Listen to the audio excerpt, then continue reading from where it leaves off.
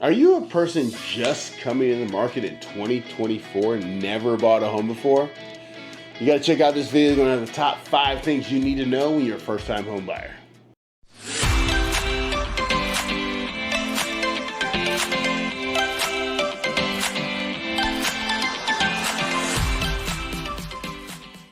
Hey guys, President Dominic XP Realty, part of the Johnson Group out here in Savannah, Georgia. And today we're going to talk about the 5 things you need to know when you're a first-time home buyer. And here's the thing, there's a ton of things you need to know. These 5 are not the only things you need to know. Of course, if you have any questions about any other things you need to know, you can give me a call. I'm willing to help at any time. But I think these are the most important things you need to know when you're a first-time home buyer buying a home. Because a lot of this stuff is not intuitive. And it's not something, I mean, you can learn it on the internet, but a lot of times it's not explained very well. So I'm going to try to do my best to explain it to you. And then I'm going to be going through the 3 hottest markets in our area, Savannah, Pooler, and Richmond Hill. We're going to go through all the stats, you know, what's the average sales price, all that good stuff. But if you get any value from this video, do me a favor. Like, share, subscribe. Share this video with your family and friends. Maybe they're looking to buy a home. You don't know. Maybe they're a first-time home buyer. They just got out of college. They don't know what to do. Maybe they need to see this. If they're moving this area, if anybody's moving this area, they might want to know these market stats. So share the video. But let's just get right into the 5 things you need to know. So here we go. Now the first thing you need to know, and I think I've beat this dead horse. If you watch my channel enough, you're going to know what I'm about to say. First thing you need to do, get a pre-approval. You got to talk to the lender, okay? And I'm going to tell you why. And I'm going to give you a story to illustrate why it is so important, okay? There's many reasons why it's important, but I think this is the biggest one, okay? Could you imagine? It's football season, right? NFL's about to kick off tonight. Super excited. Bam, I'm excited about tonight's game. Hopefully, Baltimore can pull it out, but, you know, whatever, okay? They're playing the Chiefs, if you didn't know. Okay, so imagine, you're like, okay, I need a TV, okay? You're like, walk into Best Buy, and you're looking at TVs, you're like, oh, man. Ooh, that one's nice. Oh, that's 4K Ultra HD. Oh, my, you know what? I want that TV. How much is that TV? $2,500. Oh, okay. Well, I have $1,500 on my credit card. Let me go get credit. Let me go see if Best Buy will give me credit to buy that TV, right? So you tell the guy, hey, this is the one. And he's like, oh, yeah, fantastic TV. It's got all this and that. And you're like, oh my God, it's even better than I thought it was going to be. Woo, I'm excited, right? They go to pull your credit and they're like, sorry, Mr. Donovan, you don't qualify for any money from us. I'm so sorry. We can't sell you that TV. And you're like, doggone it, but I still need a TV. Son of a gun. All right, shoot. So you walk back to the TV section, like, let me look at the other TVs. Okay, this one, 1,000. That one's 1,500. With that $2,500 TV, it's just staring at your face. HD, Ultra D, and you're like, you tell the sales assistant, I guess I'll take that one. You know. So you get it home, you set it up, and you're like, man, I really wish I would have had that $2,500 TV that was Ultra HD and all this stuff. Your friends come over, they're like, man, it's a great TV. I'm like, you think this one's great? You should have seen the other one, right? Now, let me give you a different scenario.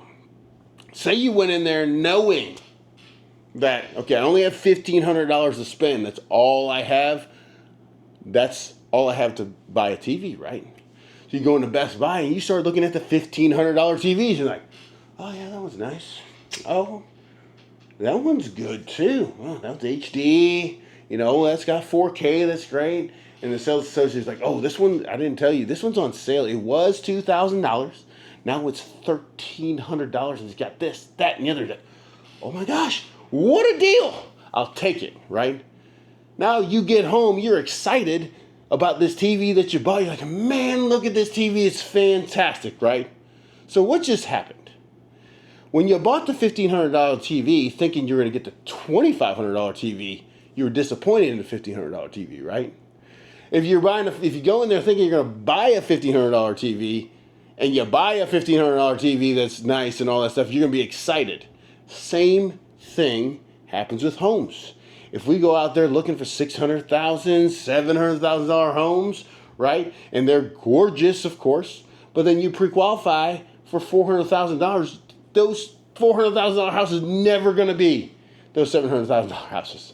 You see what I'm saying? So don't set yourself up. I think it can cause, it's in the Army, it's a negative connotation. So I'd say it just puts you in a bad mindset, right? Okay, you don't want to. You feel like you took less than what you feel like you should have. Just get pre-approved first, so we know what you can afford. Okay. Another thing about pre-approval, right? You can ask the lender, what is my monthly payments gonna be for this home, right? And make sure you're comfortable with that. You don't want to overextend yourself, okay? Make sure you're comfortable with the payments, okay? Another thing, you got to understand, insurance and taxes can go up, okay? It happens, okay? So you got to be prepared for that. So knowing your monthly payments is important. But another thing you need to know, and this is a lender can tell you, is what do I need to bring to the closing table to get my home, okay? And what does that mean? Down payment and closing costs. I can't tell you how many people get confused of what's going on with difference between down payment and closing costs when they're going to the closing table. There's VA people who think, I don't need any money to buy a home. Wrong. Closing costs are a part of buying a home. The closing costs got to be paid for by somebody. Now, as a buyer, and as your agent, we can negotiate closing costs to be, concessions, but it's not the guarantee that the seller is going to pay your closing costs. So I always tell everybody, be prepared for 3.5 to 4% of the sales price for just closing costs, okay? Your FHA loan is a 3.5% down payment on top of the closing costs. Some conventionals are 5% down payment on top of your closing costs. So you got to keep that in mind. Do not forget closing costs. Now, if you have a good agent, they're going to let you know what's going on, but do not forget, closing costs are part of the deal, so you get to know what you ask the lender, what do I need to bring to the closing table to buy the home? Then they're going to inform you what that is. So do not forget that, okay? Second tip I want to tell you is shop your rate, right? Now, a lot of lenders are not going to hear me say this, okay? But the truth is, you go to USAA or New American Funding or Wells Fargo or wherever you go, your bank, Navy Federal Credit Union, right? They're going to give you a loan worksheet. It's going to have all the fees associated with getting the loan, okay? What you do is you take that sheet, you walk over to another lender and you go, can you beat this? When I say shopping rates, what do you think I mean? You're probably thinking interest rates. No, any lender can get you any rate you want, okay? It's just how much are you willing to pay for it? Or how much does the lender charge you for it, right? You could go to Wells Fargo and they offer you 5.5% interest rate. Oh, great. Then you can go to New American Funding and they can offer you 5.5% interest rate. Okay, what's the difference? What am I really shopping for? The number you're really looking for is APR. The APR is the interest rate, and whatever above that is how much they're charging you. So if, say for instance, you want 5.5% interest rate with Wells Fargo, 5.5% interest rate with New American Funding, the APR for Wells Fargo could be 7.5. Okay?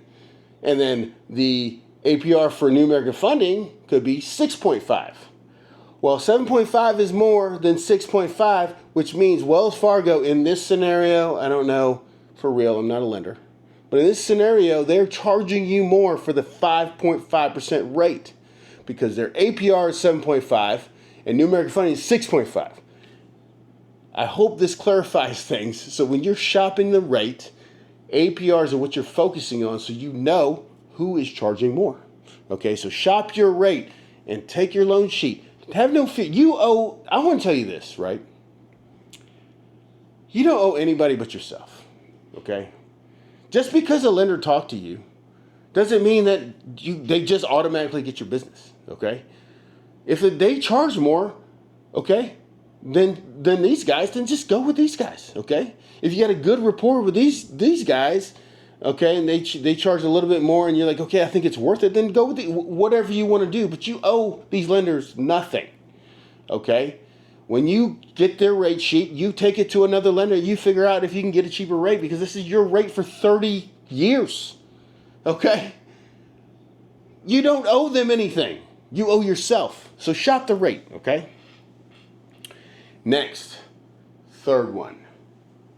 Shop for home insurance. I'm going to tell you, home insurance is a big deal and is oftentimes overlooked and oftentimes used to lower your home payment. If you don't know, okay, when you get your mortgage payment and you're paying it to the bank, okay, they're collecting the principal and interest that's to the bank. They're also collecting, the bank is collecting for you the insurance payment to pay the insurance company and the taxes to pay the county or city, however taxes are divvied out, okay? So people want to say, okay, so they escrow the insurance and the taxes into the interest and payment, okay, to give you your number, your monthly payment, okay? So people oftentimes are like, hey, you know what? I can save some money on the insurance. Well, I'm going to link some videos in the description that Jeff Brady did talking about insurance and flood insurance. Okay, great videos. The flood insurance one is long. Actually, I think they're both long, but well worth your time, okay? Because he talks about what happens, you know, he talks about how much a deductible could be for wind and hail. Like you could have a $50,000 deductible, which means the insurance company won't even pay for any damages unless it's above $50,000. Anything else is out of your pocket. So watch those videos, but get your insurance coverage early in the process and talk to the lender, or excuse me, talk to the insurance company and ask them what is covered, what are your deductibles for wind and damage. Talk to them about flooding. If you're not in the flood zone in the Savannah area, flood insurance is going to be relatively cheap, okay? But it could save you a ton of money. I will tell you, and this is devastating stories about flooding that happened to people that weren't even in a flood area, okay? They had no flood insurance. Who do you think has to pay for that? The government's not coming in to save you, okay? They may give you an interest-free loan, or maybe they give you a 1% loan to fix your home, but you're still on the hook to fix your own house if you don't have flood insurance. A couple weeks ago is a prime example of people's houses being destroyed, financially devastating the families because they didn't have flood insurance because they didn't live in a flood zone. Never flooded there before in their lives. 40 years, no one's ever seen it. And now the homeowners are devastated. Don't find yourself in that position, okay? Talk to the insurance company early in the process. If you work with me, I got guys for you, no worries. If you work with a real estate agent, that's good. They're probably going to have insurance guys for you too, but don't forget that process, okay? Number 4, sorry. Discuss commissions early, all right? Here's the thing. Stuff has changed around the country as far as commissions are concerned. The great thing is in Georgia, it really hasn't changed, okay? Like how we do business has not really changed, okay? Buyer brokerage agreement has been a part of Georgia real estate since I've been in Georgia real estate. My broker, Melissa Stanford, was avid about you getting a buyer brokerage agreement signed with buyers before you go show them houses. So this is not a new thing, okay? The rules have changed. Now you cannot show a buyer a home unless you get a buyer brokerage agreement signed.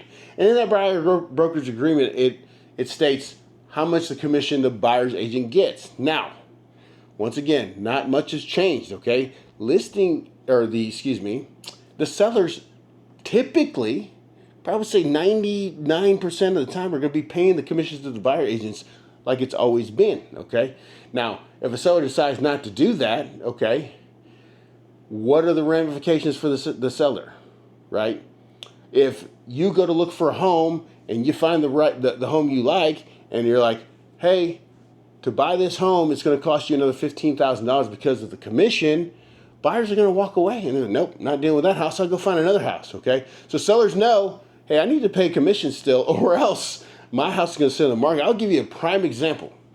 And this is before all the changes. I don't want to get too specific, but this woman wanted to sell her house on her own, okay? She was paying, I think, 1%. Well, of course, buyer's agents need more than that, so their buyers would have to pay them the difference, okay? Her house sat on the market for 2 years before she sold it. I don't even know what the conditions of the sale were, but 2 years on the market, most sellers will not do that. So, like I said, not much has changed, but that's going to be a discussion that you and your buyer's agent is going to have together. But just know, if you go looking for homes, you're going to have to sign a buyer brokerage agreement first. Of course, if you're working with me, I'm going to explain the whole entire thing, so you don't have to worry about it, okay? All right, now 4. This is a big one. You don't want to be house poor, okay? Just because you get a pre-approval letter saying that you can pay $500,000 for a home, for instance, okay? It doesn't mean you have to go all the way to $500,000. Once again, we talked about in the beginning, be comfortable with your payment. Okay, that is the biggest part. Unless you're going to go pay cash for a house, you need to be comfortable with the payment, okay? You don't want to be you don't want to be, strapped, because here's the thing that you cannot control. Insurance and taxes, okay? They will raise, I promise you. And if you are at the limit when you bought the home, and if the next year taxes and insurance goes up, and then now you can't afford to pay for your home, now you got to sell your home. It's an awful thing. So just because you get a $450,000, $500,000, $700,000 pre-approval letter doesn't mean you have to shop to that point. Shop to where you're comfortable with your payments. Okay, there's HOA fees and all that kind of stuff that could be added on there if you're in an HOA community that is not on top of payments. So you got to think about all these things. Do not go to your limit. I'm telling you, unless you have a job you're going to get promoted every year, or you're going to get a raise every year, do not go to your limit, because it puts you in a tight spot if anything changes, okay? So those are the 5 things I suggest first-time home buyers understand. If you have any questions about any of that, you can give me a call at 912-657-3544. But now we're going to go into the stats for Savannah, Pooler, and Richmond Hill. All right, now we're going on to the stats. And of course, we're using InfoSparks. It has been provided to us by the Savannah Area Board of Realtors. I love this, and like I said, I do this at the beginning of every month. So if you're looking for stats for the Savannah, Pooler, Richmond Hill area, check me out for that. I'm also trying to do a short stat video that's quick, like on my stories and shorts and all that stuff, to try to keep you informed. So if you want an abbreviated version, look out for that. That's coming soon. Working on that, okay? But let's just go to the stats from last year. We're talking about, I'm going to go out 3 years. Okay, 3 years, and show you here. Like, here's the info stats. We got Savannah, Pooler, Richmond Hill. I don't know why I've never thought about this before, doing it this way. I've done it the hard way before, but that's all right. Here we go. So I'm going to start with the median home sales price, okay, from last year. And we're talking August of last year, okay, because this is the August stats right here. As you can see, August 2024. Okay. So we go August of last year. So August of last year, the median home sales price in Savannah, Georgia, was $349,000. This year, it's $343,825, down by 1.5%. Last year in Pooler, it was $361,297. This year, $373,580, up by 3.4%. And in Richmond Hill is $421,326, and this year it's $441,127, up by 4.7%. Wow, got lost there for a second. Okay, now we're gonna go to the average prices, because it's a little bit different. Okay, just so you can see. Okay, so August of last year, the average home sales price in Savannah, Georgia, was $428,524. This year, $499,909, up by 16.7%. And Pooler is $395,812. This year, $403,677, up by 2%. And then Richmond Hill is $427,335 last year. This year, $492,434, up by 15.2%. So prices are rising in the area. If you go by average, and the median is down in Savannah by 1.5% if you use the median wholesale price. All right, new listings to the market, okay? Now, like I said before, inventory is rising because homes are staying on the market longer. We'll get to that. Let's kind of show you August of last year. So last year in August, there was 437 new listings that came to the market. This year, 456, up by 4.3%. In Pooler last year, there was 99 new homes that came to the market. This year, 64, down by 35.4%. Ooh, that's not good. And then in Richmond Hill, last year, 98 homes came to the market. This year, 101 homes came to the market, up by 3.1%. Okay. Now, we're going to go to, not that, we're going to go to homes for sale in the market. Okay, here we go. So last year, August, homes on the market in Savannah was 823 homes on the market. This year, 1,174 homes on the market, up by 42.6%. Like I said, it's correlating with days on market. Homes are staying on the market longer, creating every time we get new homes on inventory that's already there, the inventory rises, which is a good thing for home buyers, not so good for home sellers. Competition rising, okay? In Pooler, last year's 140 homes on the market. This year, 203, up by 45%. And in Richmond Hill, 208 homes on the market last year. This year, 300 in Richmond Hill, up by 44.2%. Homes on the market, hey, it's rising. If you're a buyer, you're looking to buy, now's the time to negotiate, okay? Let's go to closed sales. Okay. Last year in August, closed sales in Savannah, Georgia was 346 homes that sold. This year, 340 sold, down by 1.7%. In Pooler, it was 96 homes that sold last year. This year, 63 homes sold, down by 34.4%. In Richmond Hill, 100 homes sold last year, closed. This year, 77, down by 23%. Okay, let's go to days on market. This is the one. Okay, we're going to start with median. Actually, median doesn't do us any good. It's actually average. When you're talking about days on market, average is the best number to go by for days on market. Okay. All right, so last year in August, it was 41 days on the market in Savannah. This year, 50 days on the market, up by 22%. In Pooler, last year was 43 days on the market. This year in Pooler, 60 days on the market, up by 39.5%. And in Richmond Hill, last year was 57 days on the market. This year, 66 days on the market, up by 15.8%. So once again, and I said this in the last video, I'll say it again, if you're looking to sell your home in these areas, just know that your home's going to sit on the market a little bit longer. Like I said before, not a big deal. It used to be they would sit on the market for, 5-6 months. Now, it's still only 2 months, so it's not that big of a deal, but it's rising. So just be prepared for that.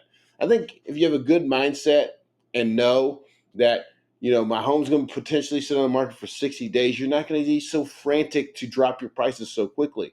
I think a lot of times sellers keep dropping their prices because they expect to sell the home in a day. Okay, if you're prepared, okay, look, I'm just gonna stand tight. If I have a high quality house and I price it right and the marketing's right, okay, just hold tight a little bit. If you got to move a little bit, you don't have to be too drastic. It's just as long as you know what to anticipate. Okay, but of course, your listing agent's got to be on it with the price point, and you guys got to be in alignment, or else it could be disaster. So days on the market is going up. All right. Now, price per square foot, this is your estimate number. We'll start with the median, okay? Last year in August, it was $209 per square foot in Savannah. This year, $211. This is the median, up by 1%. In Pooler, $192 per square foot. Last year, this year, $179, down by 6.8%. And in Richmond Hill, last year was $183 per square foot. This year, $191 per square foot, up by 4.4%. Now let's do the average. All right, the average. All right, the average last year in Savannah, it was $235 per square foot. This year, $228 per square foot, down by 3%. This is what I'm talking about, right? Sellers are getting nervous. Home on the market a little bit longer. They're like, let's reduce the price. Reduce the price. You're starting to see it right here. Pooler, same thing. Last year, $196 per square foot. This year, $187 per square foot, down by 4.5 or 4.6%. So home prices are dropping, okay? Richmond Hill, average last year was $189. This year, $195, up by 3.2%. So Richmond Hill is good to go. So, those are the market stats. So that was the 5 tips that first-time home buyers should know before going into the market, and those are the market stats. So I appreciate you guys watching. If you're still watching this point, I really appreciate you. You guys are the reason why I keep doing this. So I really appreciate it, and I'll talk to you guys next time.